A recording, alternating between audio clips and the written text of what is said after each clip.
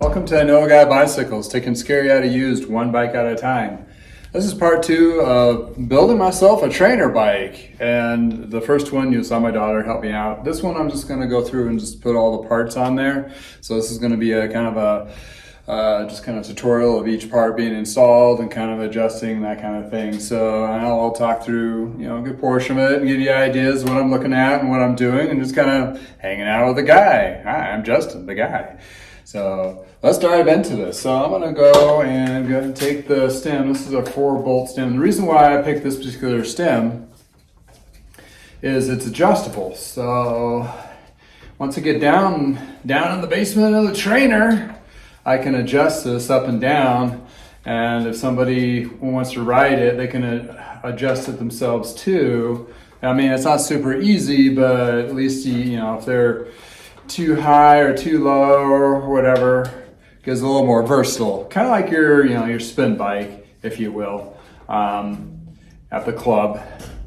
And this guy, I'm gonna use this stem, which is already on a bar. And this one's a 42 centimeter width, which is pretty, the neutral one, there's 40 and 44. So I figured to put the one in the middle, and that's the one I ride. I'll be probably riding this bike most of the time anyway. Just wanted to be able to have versatile, if somebody else wanted to jump on it, they can, that kind of thing. So ditch that, put this guy in here. And you want to center that. And I'm using a 26.6 bar, it's just extra parts that I have laying around. And it's not the common bar usage, but I'm not gonna really notice any difference there. Because it's the highway to nowhere bike. And obviously I'm not gonna be selling this for road use. It's mainly just gonna be, for me in the basement, that kind of thing. And maybe I can repurpose some of my old parts and make a couple, trainer bikes, fairly inexpensive, go to nowhere bikes, not for road use. And that might be a way to recycle some of these frames where I wouldn't trust riding on the road. But I mean, if it's just sitting in a trailer, it's not going to fail from the trainer use because it's just sitting there, it's stagnant. It's not going to have any road vibration and that kind of stuff.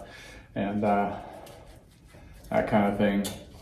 And I could have bought just a cheaper bike, but since I have all these parts together, might as well, put it together. Something interesting, kind of Franken bike, like so. So got that guy on there. I am gonna wipe off this frame though real quick. Not that I need to worry about any kind of corrosion or anything, but I kind of like to see what I'm working on. And see if there's anything else that might be questionable. Yeah, this looks like I had a damage here. The likelihood of it failing on a trainer bike is pretty close to 0. Not worried about that, per se.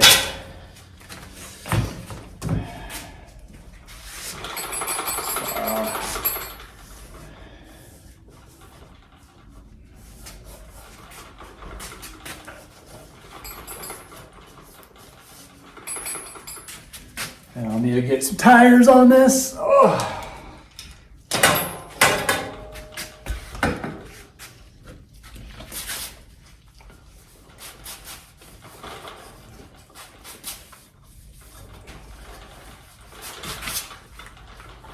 And I will not need to be putting brakes on it because it's not going anywhere.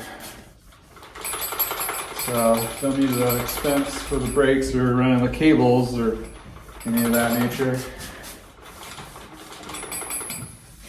And I'm not going to detail it because obviously not making it pretty for myself, but I want to clean.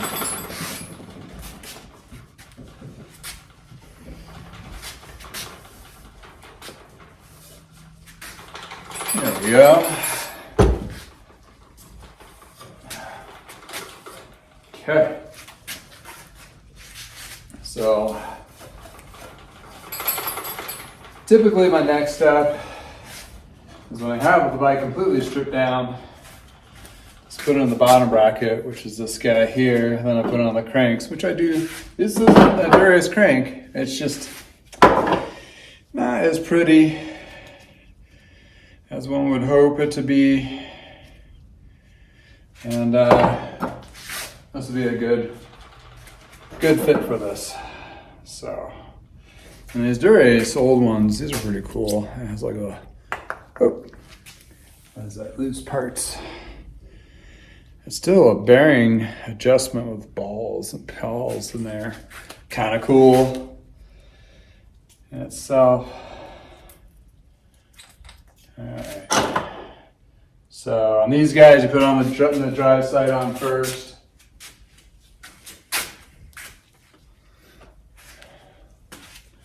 Clean this all up. And put a little bit of.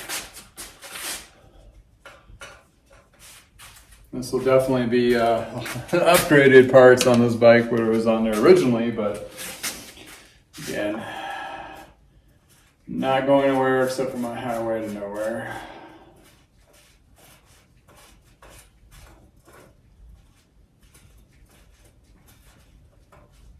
Huh. Do I got the right size? Interesting. Oh.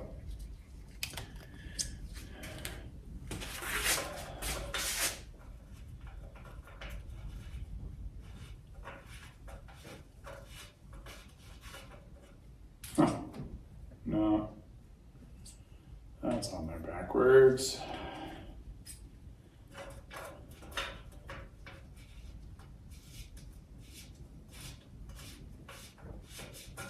So it turns out, this looks like it's a bigger diameter. So this particular bottom bracket will probably not work.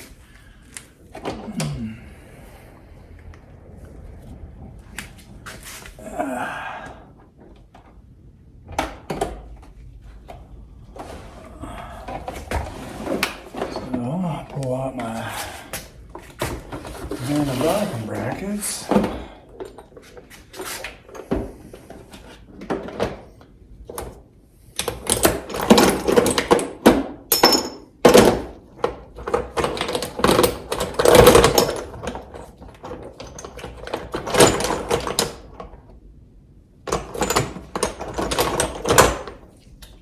Well.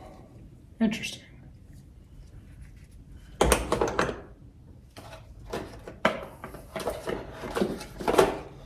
I'll have to go to plan B, C, and D.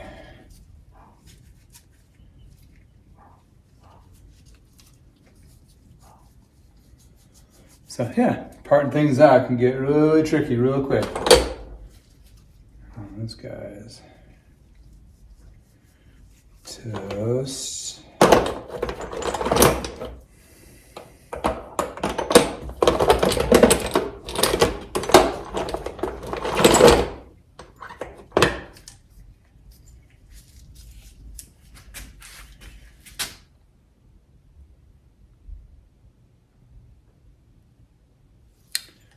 Here we go.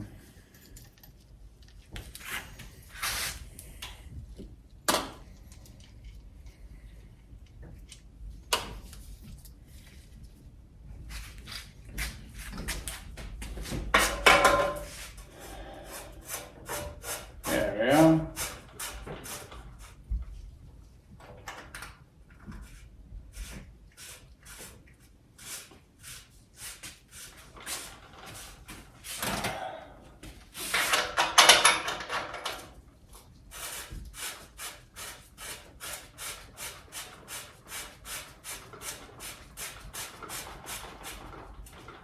So found them out in a bottom bracket, and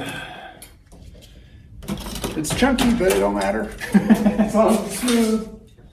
Oop, wrong one.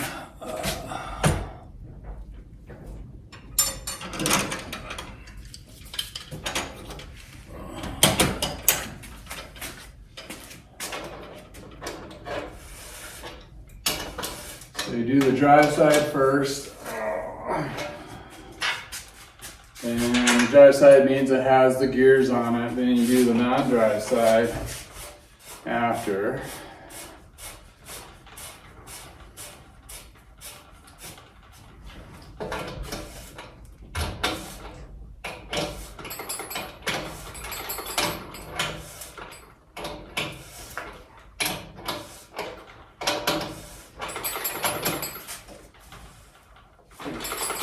So,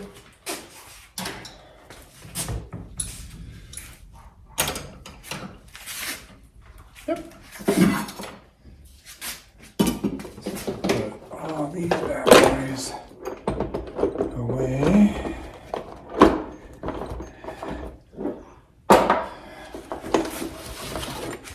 A little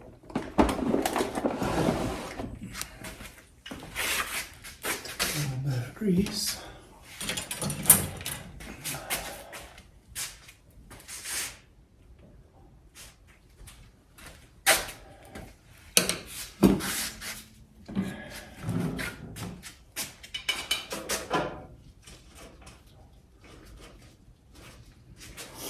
So I'm putting a double on this, thinking, you know, really doesn't any need for a triple because I'm not climbing any hills and I'm just using it for exercise.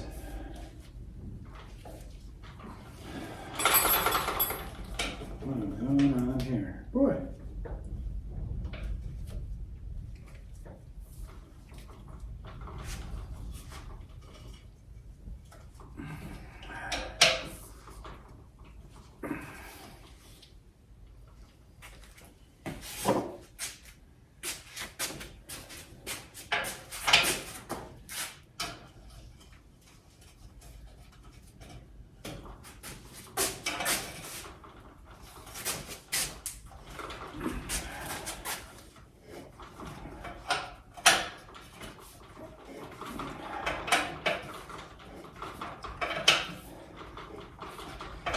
Take a bit.